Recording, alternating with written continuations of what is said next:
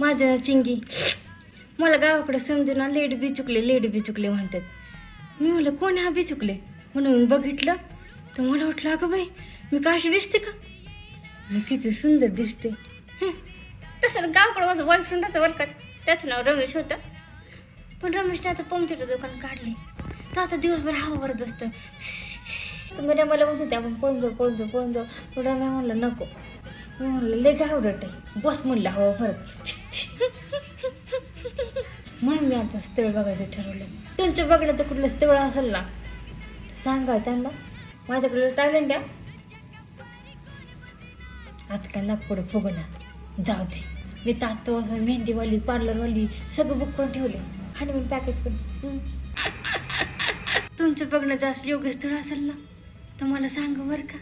परत म्हणू नका एवढी सुंदर पोरगी कशी की निघून गेली आपल्या तिथून. लगेच